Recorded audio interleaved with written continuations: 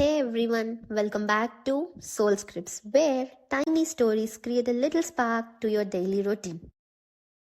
Let me ask you something uncomfortable. If tomorrow everything you rely on, your body, your confidence, your plans, was taken away, would your life still feel worth living? Most of the times, it's no, right? This is a story of Nick Vujicic. I'm sorry, I don't know if I'm pronouncing his name correctly or not. If it's wrong, please do forgive me. And let's begin with today's story of Nick Vujicic. Nick was born in Australia in 1982 with no arms and no legs. A condition so rare that even doctors didn't have answers. His parents were not prepared for this. They loved him, but love doesn't cancel fear. When they first saw him, they asked a question most parents never have to ask.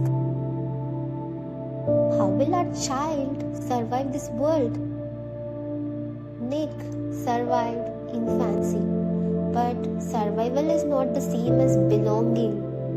As a child, Nick became painfully aware of one truth, and that is, he came to know that he was different. Other children ran, he watched. Other children played, he waited. Other children were curious and some were cruel. They started, they whispered, they laughed at him. At school, Nick didn't just struggle physically, he struggled existentially. I think we all know about this, right? In our society, even if we are born with proper hands, legs, and without any physical challenges, but if someone is dark, short, tall, fat, we just start to treat them differently, make them feel that they are odd. And our society has set some rules that if a boy or woman should be more than 5 feet tall, they should be fair, and they should maintain a so and so weight. And if they are not satisfying or if they are apart from this, we started treating them differently. We make them feel that they are odd. But see, everyone is a beautiful creature created by God, and everyone are beautiful in their own way. So, we have to start changing this behavior. Stop mocking anyone physically. At least let's start this from now. I'm sorry, I have gone out of topic. Coming back to our topic, let's move on. Because when you are young, you don't ask what's my purpose. You ask why am I like this? And when there is no answer, your mind fills the silence with blame. Nick began to believe something dangerous, that his life was a burden to others and to himself. At 8 years old, Nick tried to drown himself in the bathtub. Not because he hated life, but because he couldn't imagine a future where he belonged. Let that sink in. Child, already exhausted by existence, he survived that attempt. But the thought stayed. As he grew older, Nick did what many of us do when pain becomes too heavy. He pretended he was fine. He learned to joke about his condition. He learned to smile. He learned to perform confidence. But inside there was a quiet anger, not at people, at life itself.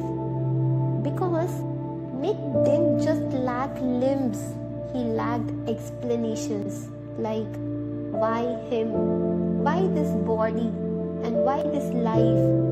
And here is where this story becomes about you. Because maybe you don't lack arms or legs, but maybe you lack clarity or direction or belief in yourself. Maybe you wake up and do what's expected, but inside you're quietly negotiating with life. And Nick did the same until one moment changed everything. One day, someone asked him a simple question. If you can't change your situation, what can you change? That question didn't inspire him. It unsettled him because it shifted responsibility back to him. Not responsibility for his condition, but responsibility for his response. Nick began to notice something subtle. When people saw him, they felt something: discomfort, curiosity, fear. Then, if he spoke, connection. For the first time, Nick realized his pain could either isolate him or connect him. That realization didn't remove his sadness, but it gave it a direction.